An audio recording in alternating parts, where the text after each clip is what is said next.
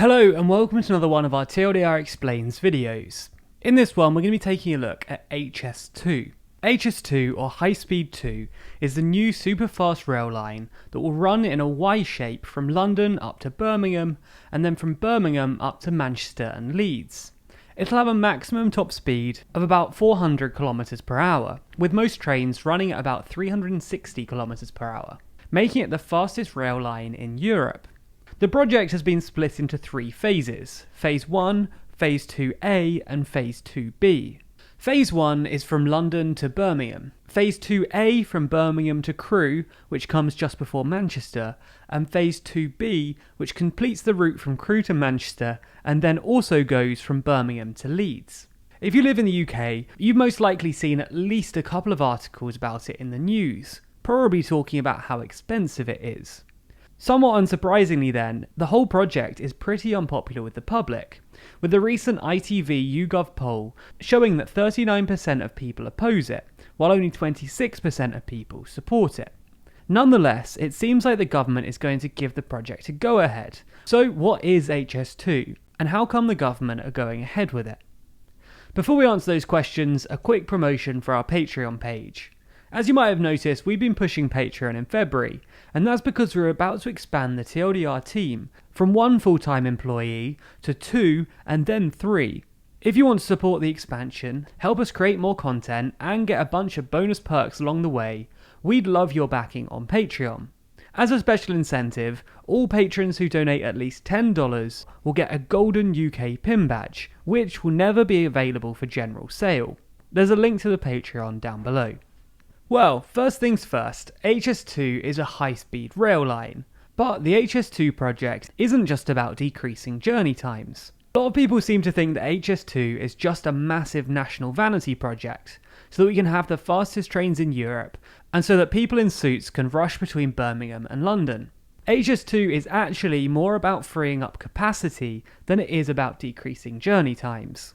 This is because at the moment, both our North-South express trains and North-South commuter trains use the same low-speed rail line, namely the West Coast Main Line, built like most of the UK's rail lines in the Victorian era. This means to have an express line, you have to have a massive gap between the slower commuter trains, otherwise the express train catches up with the commuter train, which means that there's a limited number of services for both commuter and express trains. You might be saying, why not just upgrade the West Coast Main Line then? Put another track alongside it for express trains.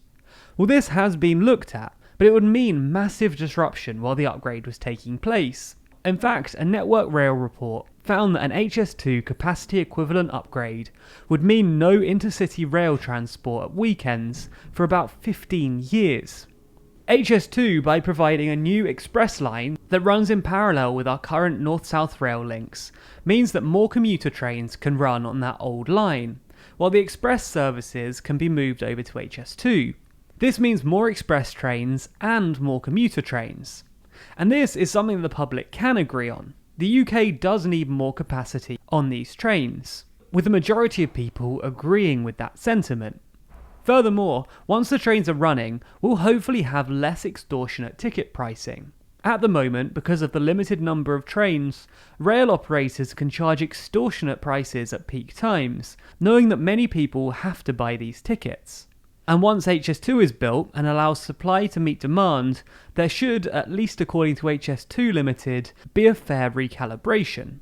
So that's the argument for HS2. The UK's rail systems need an upgrade, everyone knows it, and that's exactly what HS2 is. So if that's the case, why aren't the public keen? Well, the main reason is that it's ridiculously expensive. When it was originally proposed in 2010, its cost was estimated at £32 billion.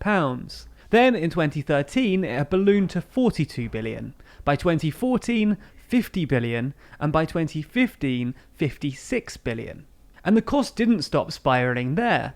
In fact, in December last year, the Department for Transport put the cost at between £65 and £88 billion. And in January, a government review leaked by the Sunday Times said that there was considerable risk that the cost would increase by another 20% to about £106 billion. The obvious question now is, why did it get so expensive?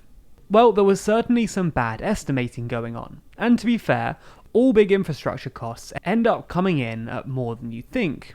But the issues with this project, in part, come down to the particular contracts that HS2 offered.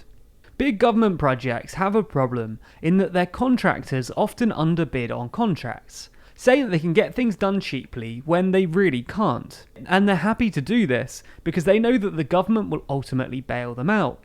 This means that they can get a lucrative government contract at no risk. To try and discourage this, HS2 Limited, the company in charge of HS2, offered contracts that included a provision saying that 60% of any costs above the advertised figure would be paid by the contractors themselves. Obviously, this meant that the contractors came up with zero risk plans, and making something zero risk also makes it exceptionally expensive. You might be thinking that surely zero risk is a good thing, and it definitely sounds like it, but ultimately when it comes to things like this, it often isn't. Motorways are a classic example. We could make them zero risk by dropping the speed limit to 25 miles per hour, but the costs and implications of this would be ludicrous. Because zero risk is exponentially more expensive than low risk usually makes more financial sense. Anyway, the point is that the way HS2 Limited structured the contracts meant that the project ended up getting super expensive and also massively delayed. Phase 1 was originally supposed to finish in 2026 and Phase 2 by 2033. With the updated forecasts, Phase 1 is expected to finish sometime between 2029 and 2033, and Phase 2 won't be done until 2036 at the earliest and 2040 at the latest. So how can we avoid this? Well, there's a couple of ways that it can be made cheaper. The most obvious would be to make it slower. That's because the difference between a 360 km per hour train and a 300 km per hour one only translates to a 12-minute difference between London and Manchester, according to a 2019 House of Lords report. That same report claims that limiting the top speed to 300 km per hour instead of 400 could mean a saving of £13 billion. Another way of cutting the costs would be to shorten the route.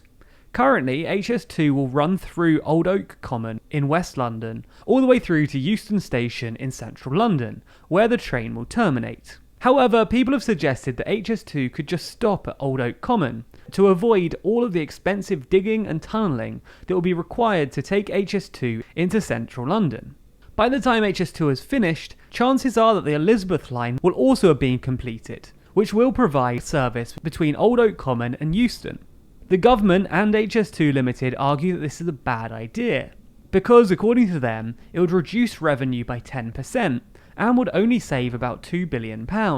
But independent rail consultants have suggested that the final figure could be closer to £7 billion.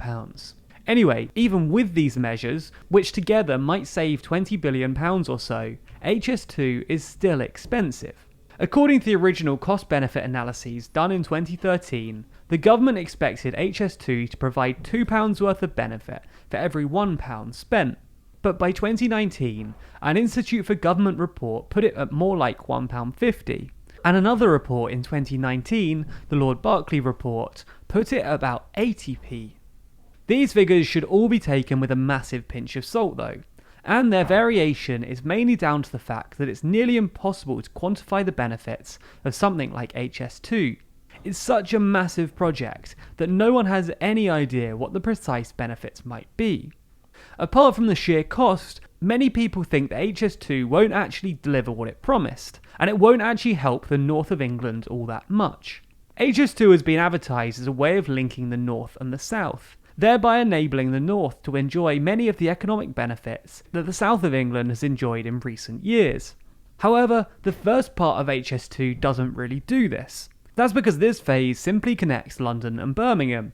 This will mainly be a relief for London commuters, who will have a bit more space on their commuter trains. In fact, academic work on the similar TGV link between Paris and Lyon suggests that the first phase of HS2 will likely benefit London more than it will Birmingham. Some people are worried that given the spiralling costs, the government will never actually get round to phase 2, which would mean spending a whole lot of money making London commutes easier, and very few benefits to the north. Ultimately though, this is more of an objection to phase 1 of HS2, instead of HS2 more generally, but it is a very legitimate concern. It's worth noting though that other Northern Rail infrastructure projects, like the Northern Powerhouse Rail project, rely on HS2, which means that if you want better rail infrastructure in the north, realistically based on current plans, you're going to need HS2. Finally, people often don't like it because it's bad for the environment. The tracks for HS2 require the same amount of space as a 4-lane motorway, and cuts through 3 special areas of conservation and 2 Ramsar sites. For most of the audience who don't know what those words mean, it basically cuts through some important natural habitats, and according to certain advocacy groups, might threaten certain species of bat with local extinction. There is obviously an environmental case in favour of HS2 though, as it will replace some intranational UK flights and maybe even take some of the cars off the road by improving the quality of trains. Furthermore, HS2 Limited has committed to replacing any losses in biodiversity. So, those are the various reasons that people don't like HS2. Just a word in favour of HS2 though. This sort of thing happens with every big government infrastructure project. They're always more expensive than the original estimates, and people are always annoyed with them before they're actually built. The same thing happened with the Channel Tunnel, which ended up costing almost twice as much as the original estimate, and the Jubilee Line extension, which also nearly doubled in cost, and took about twice as long as expected. And with all of these things, once they're done, for the most part, people are happy they're there. It does look like the government is trying to acknowledge public concern. When Johnson officially rubber stamps the project later today, he's expected to announce that he wants to implement a real terms cap on costs, as well as limiting costs by running fewer services and only running them to Old Oak Common until the Euston terminus is ready. How do you feel about HS2 though? Be sure to let us know in the comments down below. Be sure to subscribe to the channel and hit the bell icon to be notified every time we release a video.